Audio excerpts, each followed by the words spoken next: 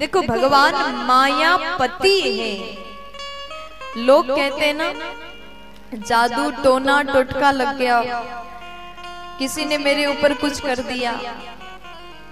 देखो जब कोई कुछ करता है तो किसके ऊपर प्रभाव पड़ता है?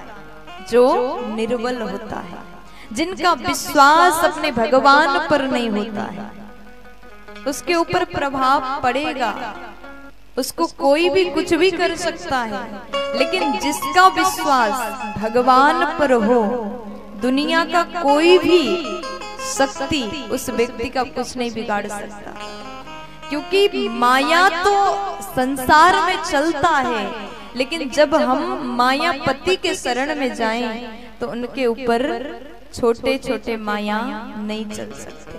प्यार से बोलो, भाव अच्छा ना हो उसे भगवान कभी देखते नहीं, इसलिए नयन को बंद किया। भगवान ने नेत्र बंद किया, इसके पीछे कई कारण हैं। एक तो उसका भाव सही नहीं था, मारने का भाव है। दूसरा कारण, जो व्यक्ति दृष्टिपात करने योग्य ना हो उसको कभी देखना नहीं चाहिए। अब पूतना देखने लायक तो थी नहीं, इसलिए भगवान ने नहीं देखा। तीसरा कारण, भगवान के दोनों नयन सूर्य और चंद्र है, और पूतना को सूर्य चंद्र ने अपने लोक में आने के लिए अनुमति नहीं दी, अपने लोक का गेट बंद किया। साधु संत कई भाव प्रकट करते हैं, जैसे कन्हैया ने नयन को बंद किया। अगर कन्हैया एक बार देख लेते, करुणा भरी निगाह से देख लेते, तो हो सकता पूतना का मन बदल जाता। फिर किया, धन्वंतरी भगवान अमृत लेकर के प्रकट हुए। दैत्य उस अमृत के घड़े को लेकर के भाग गए। फिर देवता भगवान का स्तुति करते, भगवान मोहिनी रूप में आकर के देवता को अमृत पिलाया। जैसे पता चला, एक दैत्य सुरभानु नामक दैत्य बीच में प्रवेश करके अमृत पिता छल से, भगवान ने उसके सिर को काटा। वो अमृत पान कर चुका था, उसका मृत्यु नहीं हुआ। वही राहु और केतु दो बन जाता है, और इसीलिए सूर्य ग्रहण चंद्र ग्रहण में राहु केतु सूर्य चंद्र को, दिल में अगर ईगो है, आपके भीतर अगर घमंड है, तो उस मन में भगवान तो नहीं रह सकते। क्योंकि दिल छोटा सा है, इस दिल में किसी एक के लिए जगह होना चाहिए। या तो भगवान को रखो, या तो अभिमान।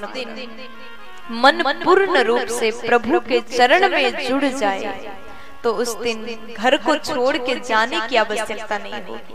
घर में रह कर के भी घरी को तीर्थ मान करके आप भगवान के चरण में अपना शरणागत आप ग्रहण कर। फिर बोले कि देखो गोपी, रात के समय घर से बाहर जाना शोभा नहीं देता।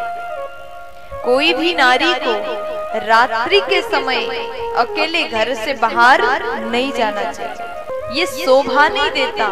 हर नारी को अपनी मर्यादा का पालन करना चाहिए। भजन के साथ में भोजन बनाओगे तो उस भोजन में भक्ति का स्वाद मिल जाएगा।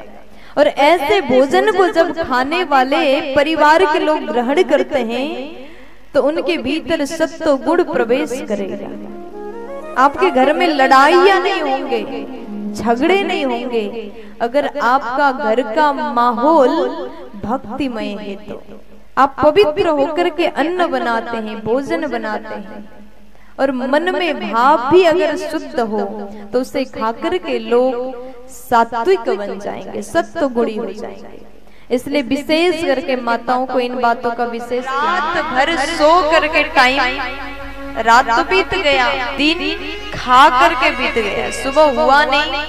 सुबह होते ही हम आवाज लगाते, अरे चाय बन गया, नाश्ता में क्या है आज, भोजन में क्या खाएंगे, फिर शाम को क्या खाएंगे, दोपहर को क्या खाएंगे। सुबह उठ करके हमने अपने परिवार के साथ में बैठ करके ये चर्चा नहीं किया कि आज हम घर में शांति के लिए क्या पाठ करेंगे। आज मिलकर के सुंदरकांड पाठ कर लेते हैं, आज मिलकर के हनुमान चालीसा पाठ कर लेते हैं। ये चर्चा कभी नहीं किया। चर्चा केवल एक चीज की, खाने में क्या खाएंगे, क्या खाना है, क्या पीना है, बस इसी में हमारा जीवन बीत गया।